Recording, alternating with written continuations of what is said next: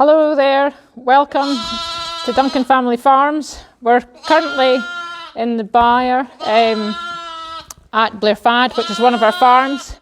Hoping you can join us. We've got a little noisy lamb next door who I think is hungry. So we'll come back to that in a moment. So I'm going to turn you around so you can meet the team here. Is that turning? I know we're maybe not got a very good signal in here. We're going to go outside just in case I've not got a very good signal in there. That's on. Right, that's us. Right. Okay. So hoping you can hear me. Yeah.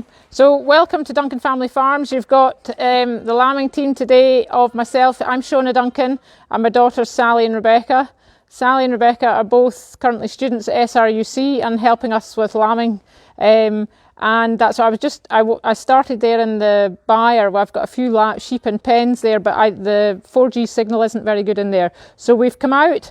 We are currently lambing. So we've got 3 farms, and between the 3 farms we've got over 2,000 sheep, lambing ewes, and this is our second Lambathon. The first one we were lambing in the shed down the road where we stay. We're now where Granny and Grandpa live. And we're lambing. We've got about 200 or 500 left to lamb in the field here. So we're going to take you out to the field and see what's happening. There was quite a bit of action just before lunch. Rebecca's had a quick check round just there.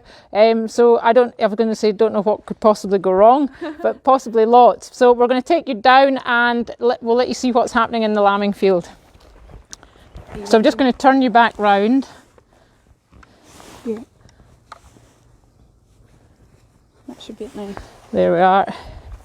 So this farm is located on just outside Drimmen. So Drimmen's just sort of the other side of those trees, which is in Stirlingshire, and we're right on the edge of the Loch Lomond and Trossachs National Park. If you've got any questions, feel free to ask, and we'll try and keep an eye on the questions as they're coming in. And yeah, please say hello from wherever you're watching across the world. We've got hello Olivia, who's watching from Nova Scotia. So yeah, great to have some viewers from all over the world to see us, what happens here. So we're beef and sheep farmers. We farm 2 separate businesses, and we produce Scotch lamb, and this flock is about there's about 500 on this farm, and we're going to toodle around. So Sally and I are going to go on the bike, and Rebecca's going to go on foot. We lamb this lot outside, and that's mainly because at this time of year we would expect the weather to be better and there to be plenty of grass. And the weather's not been bad, but we are short of grass. So we try and work away quietly. I usually have my dog with me on the bike, but she's actually in the Land Rover, and we try to work away without the dog, unless we actually need to. We do find the dog can stir them up in the lambing field here because they're all concentrated in this field. So Sally's going to start the bike, and we're going to toodle round after Rebecca. Let me know if you can't hear me, and we'll try and do something about it. So I actually got a long lie this morning. Hello, I'm just going to say hello. We've got Jenny from Young Farmers watching. Kyle and Jenny Campbell.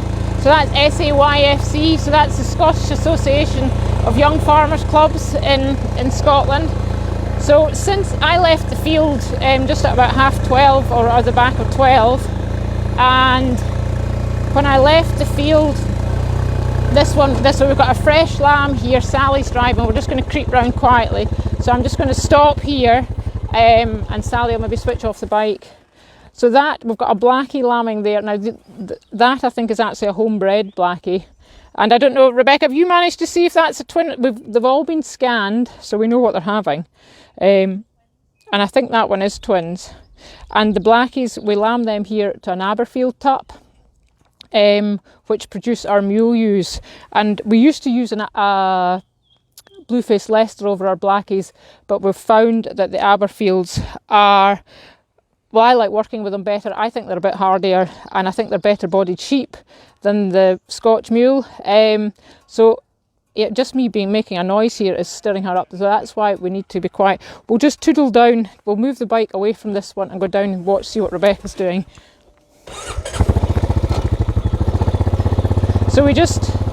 So that we'll leave her to have her second lamb. We might manage to catch it on film, and I'm on the bike just so that I try not to disturb them too much.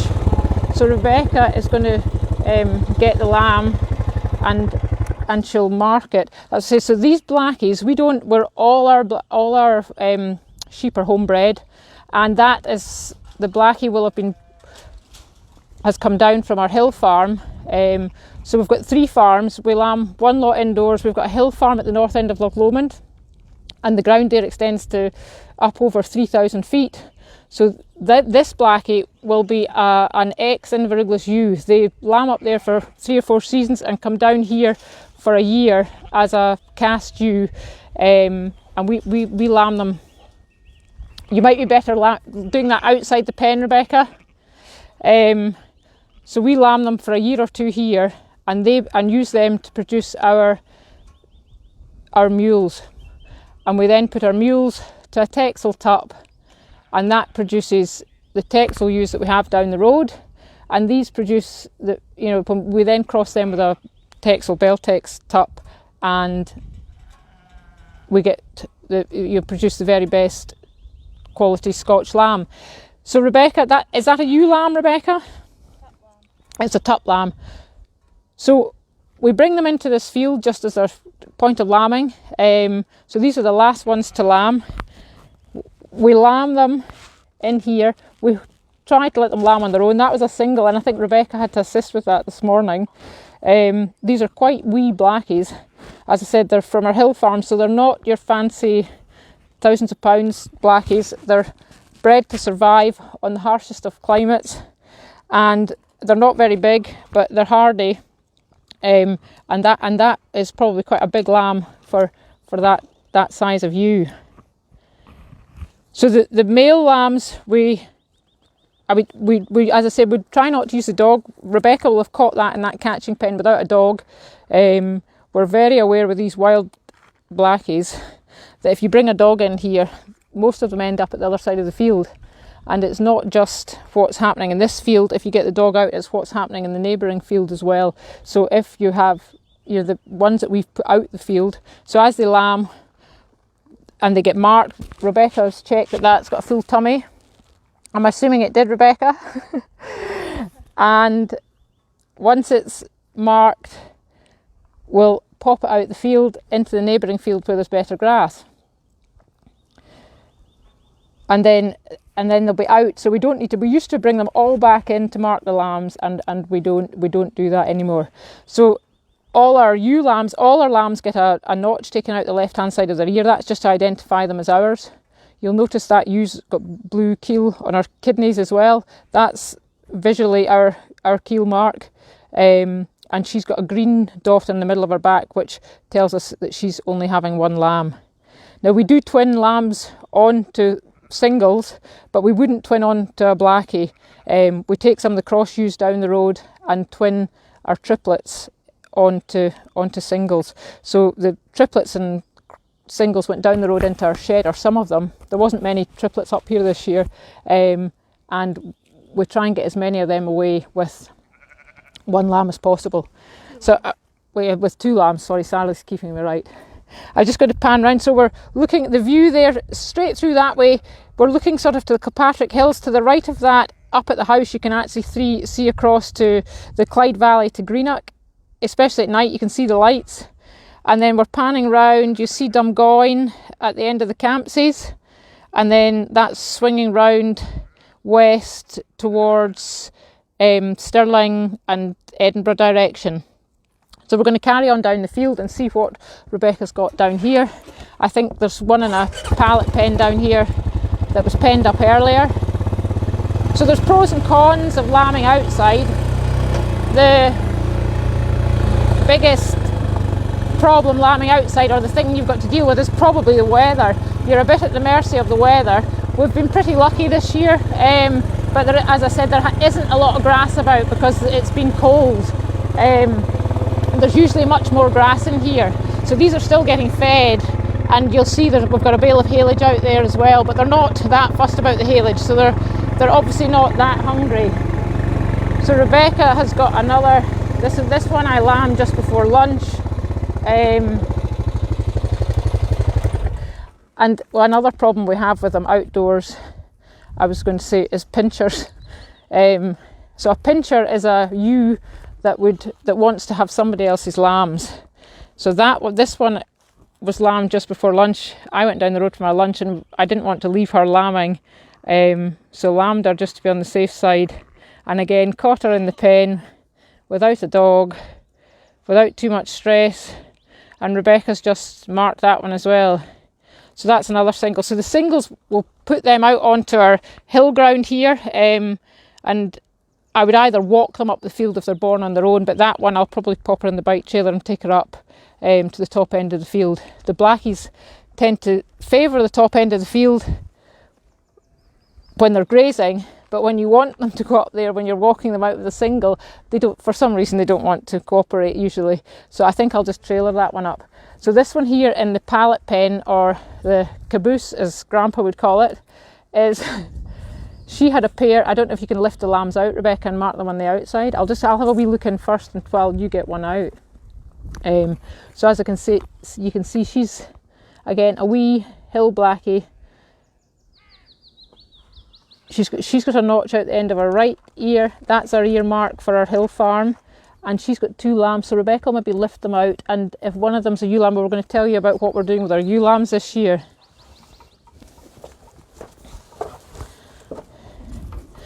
So up until now, we've always only marked our lambs a wee notch on the left ear. And that's maybe more of a hill thing than required down here. But it's always been done, so we still do it. That is a ewe lamb, Rebecca, is it? Is that a boy?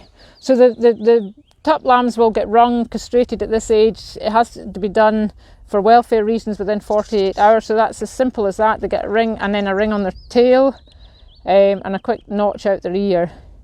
And the ewe lambs, well, to try and improve efficiency of our flock, we're going to mark the ewe lambs that are twins differently to the singles. If we were lambing indoors, it could all be recorded, but to record it, it really requires the lambs getting tagged, and that's really not very easy to do in this outdoor situation. So the boys are just getting a mark out the left-hand side of their ear, and you'll see that sheep is a wee bit flighty. With other ones a boy as well. And the girls, so we're marking them just so we know what breed they are, and we're only double ear marking the twin lambs so that we know what was a twin, and we may well record which ones, you know, as we tag them when they go into the flock. The ewe lambs will identify which ones were twins and see if it makes any difference them having twins. There's been quite a lot of research saying it does, but just to be sure, we're going to try that for ourselves. So this, as I said, this ewe had these twin lambs herself under that tree earlier. They're a wee bit grubby because I think she managed to have them right on an earthy bit, and she was being pinched from by another sheep. So I ended up having to catch the blackie, pop her in a pen, and catch the pincher, because if you don't get rid of the pincher from the situation as well, she'll probably go and pinch from another sheep until she lambs herself. Their hormones kick in, and we find that they can be a real nuisance and cause absolute chaos within minutes of you being out the field. So the pincher was in the pallet pen next door, and I actually took her up to the shed, and I'll let her out later when hopefully she's either lambed or the notion of pinching somebody else's lambs has passed. So Rebecca's going to walk down. I know there's a couple of pairs down here, and hopefully we'll manage to walk a couple of pairs going out. And Rebecca's saying she thinks there's another pincher in action as well. So we'll go and have a look, and let you see what's happening.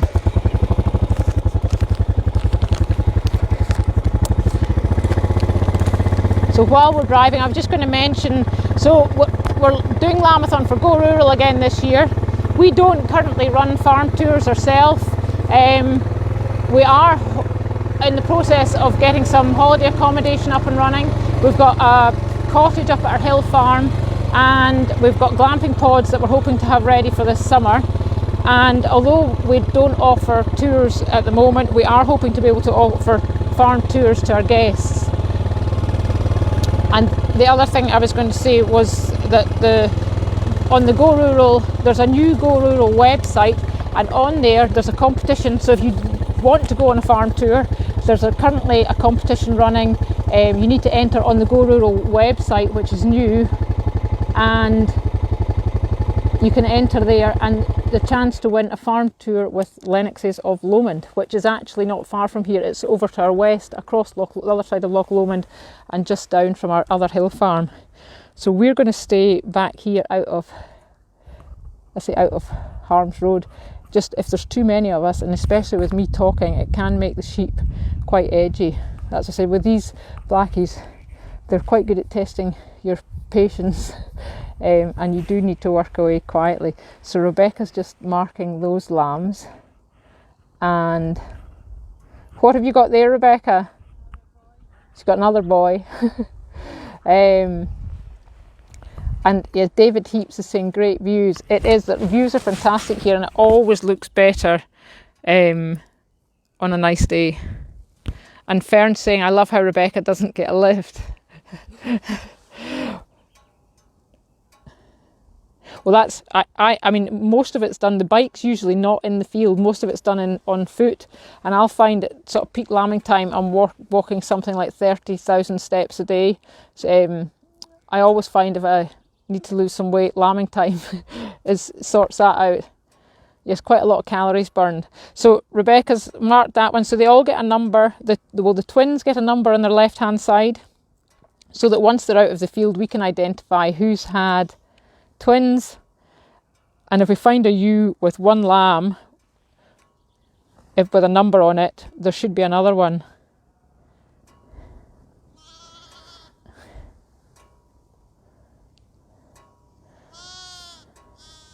So she's just going to catch that. So she's got a crook.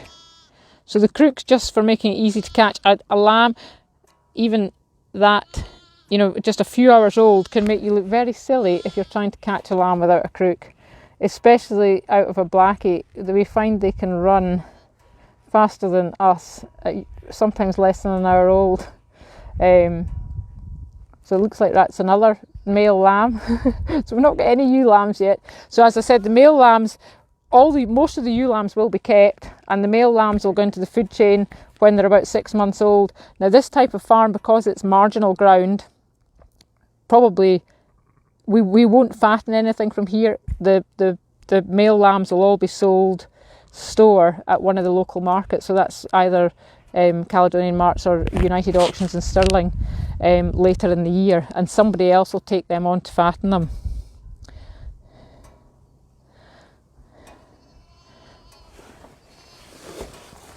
So Sally's just going to turn her back. And it's actually sometimes worth holding on to the other lamb, Rebecca. So we're now just going to try and walk her out the gate, which I think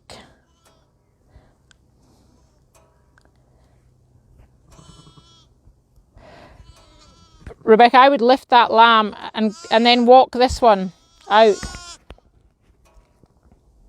See, this is a problem, and that's, if you're ever walking in the countryside, if you lift one lamb or disturb a ewe that's freshly lambed and she walks off with one lamb, whether that's just walking or jogging or with a dog going past, we'll maybe just leave the lamb, Rebecca, and let her come back to them, will we? Or you want to try and walk her out?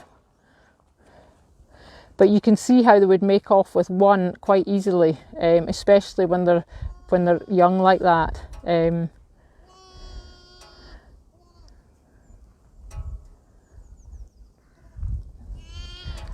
Will we just move on, Rebecca, and let her come back to that? Yes, some of them are easier than others, so if we move from here, she'll come back. And that's why it's important when you're out in the countryside to try and keep a wide berth from sheep that are lambing, well, especially with young lambs.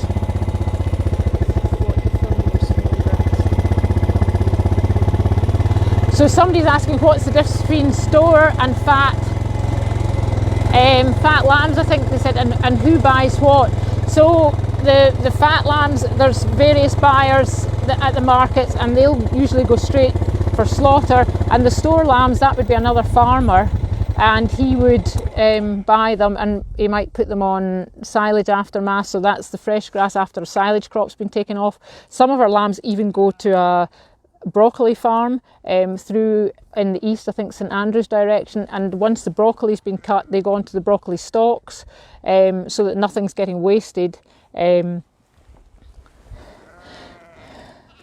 So here, this one here, as the lamb, I was out earlier and put a little dot on these two lambs. This ewe here, I know has got two because she's scanned for two, but you'll see somebody has made off with her lamb, and that's happened in less than an hour. So Rebecca will probably catch that lamb and just bring it back to her. But you can see how the pinchers cause a complete nuisance of themselves. Yesterday morning I had one that was stuck lambing.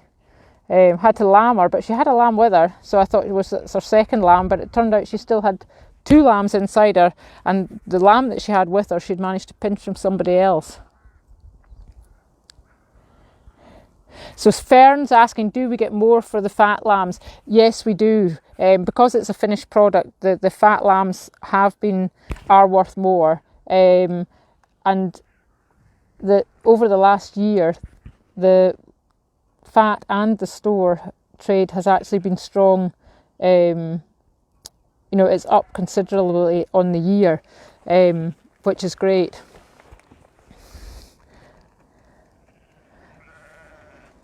So Rebecca's just walking these two back. And what she really needs to do now is get rid of the pincher. Rebecca, I would just leave the lamb and walk the pincher. You want to see if you can get the pincher in that pen, or just... This is when the dog comes in handy. We've got a young man up there. So we'll maybe leave Rebecca here. We'll go down to the black pens there and let Rebecca sort that out.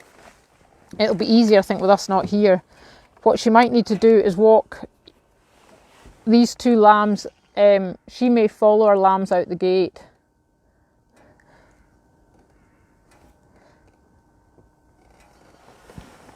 Rebecca, if you lift both those lambs and go up to the gate, she might follow you. So while we're watching, I was just going to talk. So we started diversifying our farm 2 years ago to offer one self-catering accommodation, and at the time we thought it would be great to be able to offer sort of barbecue packs and our own meat products to our guests, and we're actually selling meat direct from the farm, so you can pick up meat boxes. We get our own lamb delivered fresh back to the farm every 2 to 3 weeks, and we also sell via a couple of online food hubs. We do have a website, so you can find out details of how to order on there. So you can find us at Duncan Family Farms, on the Duncan Family Farms website. And as I said, our accommodation, we've got glamping pods that we're hoping to have ready by July. So you will be able to come and stay on the farm. So we're going to go down to the black pens down at the bottom. We'll leave Rebecca sorting that out. As I said, I think Rebecca's going to that gate. So I think we'll go up to the other pen up here. We'll go up, there's some others that have lambed in the field. We'll try and let Rebecca, it'll be easier to sort that out with us not there, I think. So these girls should all lamb. We've been lambing for just over, it'll be nearly 2 weeks on Saturday. So it's likely these should all lamb, or the majority of them, everything with an orange or white bottom should lamb in 17 days from our start date. And we're we did put a Kerry Hill tup out with the blackies towards the end. Anything that was tucked late should have a green bottom. So yeah, we're going to be busy. So we're going to go down. I'll show you. There's quite a lot of blackies in here, but there are some cross ewes as well, and the rain's coming on. We'll go down to the ditch. There's one lambed across the ditch here earlier, and she's got we're quite busy just now. She lambed, that is a single, so that is an Aberfield ewe, so that is what the blackies are producing. You'll see it's quite texely, and she's got a single lamb. I'll see if I can get a bit closer. She'll be much easier to get close to than the blackies, and that isn't a very big lamb, so that's a Texel lamb out of an Aberfield mule ewe, and you'll see she's got an orange bottom. We put harnesses on the tups for the second half of tupping time, and only the first ones to lamb, so that we've only got the ones that are currently lambing at any time in here. It just means that everybody is imminent in here rather than having all the sheep in here. We just don't have room for everything in here. We used to lamb the singles out on the hill or further out, but Grandpa's taken a back seat in the last couple of years, and we now lamb singles and twins all in this field, so it is quite busy. Now we've got Gordon asking, where's Bruce? Bruce is actually driven to our hill farm today, which is about 30 miles away, in the tractor. Well, he had a meeting up there, but I'm hoping he's coming back with a load of load planings for our glamping pod site. So that's where he is. And Gregor's busy with cattle. We've also got 200 suckler cows. We don't employ anyone full time, so we're quite busy. So Gregor and Bruce deal with the cattle, and me and the girls have been dealing with the sheep this year. So we've got a couple of singles. You'll see there's a couple of blackies there with singles, and I'll just walk those out quietly out the top gate, probably when they're up that end of the field anyway. So Rebecca's just still working away down there at these twins. She's probably going to lift the lambs and pop the ewe with the pair out. We quite often find that the pincher ewe is more keen on the lambs than the mother itself, which is often the case, which is very frustrating. You can see the pincher has been quite determined down there to get to these lambs. So Rebecca's maybe just going to pen her up, but you do have to be quick. So there's Rebecca, she's got her in the pen. Oh, she's got her in the pen. I don't know what we give her, marks out of 10 for her penning. And down there, well, actually, maybe she's got the situation under control. We'll just go down there and wrap up, because I think that's just about time. So the pincher's now on the outside of the pen. Got Sally on the bite.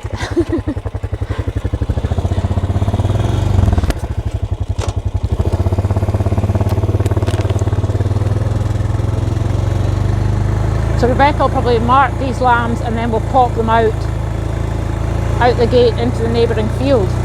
So we use this field for lambing as our lambing field. One, it's very close to the farmyard, which makes it nice and handy for checking, but it also has 11 gates out of the field. So I can pop out lambs, out even just this one corner. We've got 3 different gates here, so we can just, as they lamb, we can just pop lambs out here and there and just empty them out of this lambing field. We did have them up on the hill lambing to begin with, and I think I lambed about 40 pairs out on the moor, but it just gets that there's so many with lambs about that it's much easier, and you're much more in control of things in the lambing field. I'll just let you in. So these are our Solway pens. So this is a newer version of some old pallets, and these are made out of black polythene, black silage bale wrap. It's recycled and made into these sheep pens. And this morning so I've got 2 lambs in there. This ewe here had managed to, she was lambed, I put her out last night into the other field, and one of our lambs had been pinched through the fence by a pincher back into this field this morning. So I have reunited them all. Sally will maybe pop these 2 lambs back in with her. So what happened was she didn't want one of our lambs back. She didn't want the one that had been separated back. So Sally, so I've taken, I suckled the one from her that she'd been separated from, and she wasn't that keen to let it suck. So I had to hold her, and we'll pop the two back in beside her now, and hopefully we can persuade her to take her other lamb back. Otherwise it'll end up in the pet's pen, which is Sally's department. So Rebecca's busy marking these lambs there, so they're getting numbered because they're twins. Are they boys or girls, Rebecca? They're both boys again. I actually think one of the ones Sally's put in as a girl. They're maybe both girls. No, so the Aberfield lambs are getting a notch out of the bottom of their ear as well, and any that are Texel twins are getting a notch out the top of their ear as well as their other ear mark. So Sally's telling me it's time. I hope you've enjoyed our tour. Just wanted to, I'm just watching Rebecca, just wanted to let you know we're hopefully doing Open Farm Sunday again at the end of June. You can find details of that either on our website, our Facebook page, or on the Open Farm Sunday website. So I'm turning you back round. I've got my glasses on so I can see the screen this time and read my notes. And tomorrow, Go Rural's live again with Lucy and Matt Tyle at Bairnkin Farm in the Scottish Borders in Jedburgh. So join them tomorrow for another Lambathon live. Thanks for watching. Bye.